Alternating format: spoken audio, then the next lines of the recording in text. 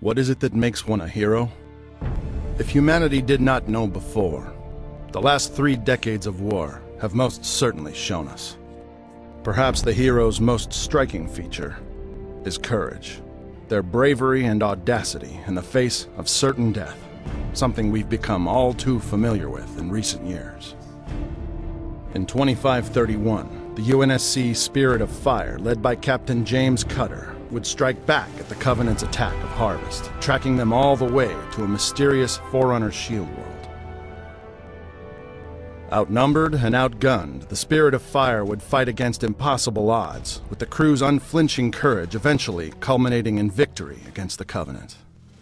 20 years later, Lieutenant Jacob Keyes would find himself similarly outmatched as an advanced Covenant survey party arrived near Sigma Octantis IV. Alone and with allies too far away to assist, Keyes ordered his ship, the UNHC Iroquois, to pursue the Covenant, fighting them off in a stunning display of bravery and tactical brilliance.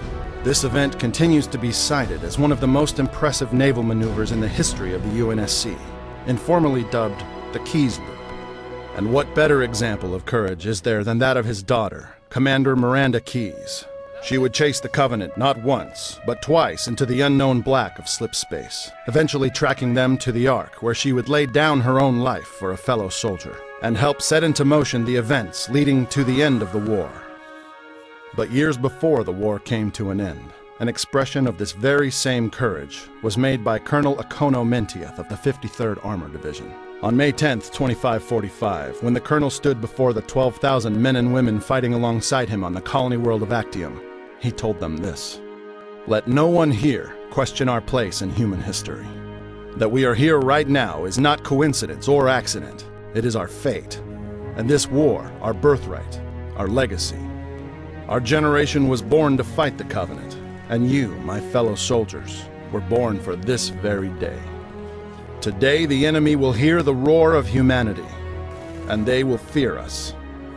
Though Actium would fall less than a month later, the colonel would lead UNHC forces deep into enemy territory, and they, with the aid of a pair of Havoc tactical nukes, would wipe out 3 of the largest Covenant staging areas in recorded history. There would be no survivors in the 53rd Armored Division, but one thing was certain. The Covenant saw firsthand the capacity of human courage and our unwillingness to accept defeat. Some have theorized that as humanity's forces were pushed further inward, as colony after colony fell prey to the relentless execution of the aliens' genocidal campaign, some in the Covenant began to question if humanity's fire could ever be fully extinguished. They questioned if our stubborn refusal to go quietly into the night might ever change the course of the war, turning it to our favor. On world after world, our heroes stood their ground, fighting for every inch of soil, even as the fallout of nuclear winter smothered the very places we had once called home. Harvest, 2525, first contact. The Covenant's assault shocked us all, but it would be met with the steely resolve of Vice Admiral Preston Cole. For years, he heroically led the UNHC against the Covenant, meeting the aliens on every world they attacked, stopping them cold at the cost of many of his own ships, and theirs. Cole's resolve would eventually get Harvest back, but only after 5 brutal years of fighting both on and off the planet. Nearly 3 decades later, after this same determination had been proven on 100 other colonies, the Covenant would at last find Reach, a fortress world resting at the doorstep of Earth. It was here that teams on the ground and in space would fight to their very last breath, fending off insurmountable odds in the hope that our homeworld would have more time, that our species' survival could be secured. On October 20th, 2552, the Covenant would arrive at Earth. For nearly 2 months, humanity would defend against the aliens' overwhelming war machine, our resolve being tested to its very bounds. Then on December 11th, far beyond the border of our galaxy, this war would at last be brought to a close as human forces, aided by rebel elites, put an end to the Covenant's devastating rampage one final time. Humanity would survive, but its survival was not purchased in a single battle. For 3 decades, it was fought and bled for by countless men and women of the UNHC, whose fortitude and bravery stood in the way of what would have been our species' guaranteed extinction.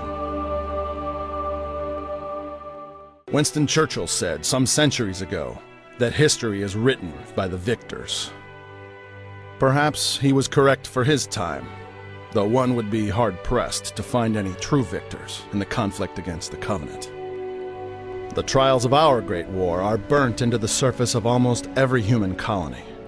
Our worlds reduced to ash, once defended by a faithful few against insurmountable odds. Perhaps now it is more correct to say that history is written by the survivors, whether victorious or not. The sacrifices of this war are so numerous that time does not bear repeating them all. Countless men and women of the UNHC fought and died for our species' survival, but a few of their stories have already become legend among those of us who live on. February 2531. The UNHC Spirit of Fire's crew would find themselves deep in unexplored space on a Forerunner shield world with the Covenant preparing to take control of an unstoppable fleet of ancient ships. Sergeant John Forge would lay down his life, manually detonating a slip-space drive in order to initiate a stellar collapse, destroying the fleet and saving those aboard the Spirit of Fire. Although he died alone and far from human space, his actions would stave off what would likely have been a swift and certain obliteration. August 2552. After 30 years of service, the Spartan known as George 052 would make a similar sacrifice, activating an improvised bomb near the Covenant supercarrier Long Night of Solace in order to buy the UNSC more time to defend Reach. While Reach would fall, he and the other Spartans of Noble Team served as beacons of hope and bravery, defying the Covenant, even in death.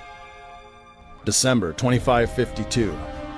Sergeant Avery Johnson, having already staved off the Grim Reaper many times before, would stand beside the Master Chief to the very end, dying at the hands of 343 Guilty Spark during the Chief's activation of Halo.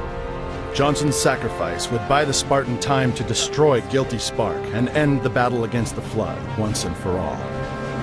And then, of course, there was the legendary Master Chief, who risked death innumerable times, sacrificing himself for all humanity repeatedly on the battlefield, without fear or need for fanfare.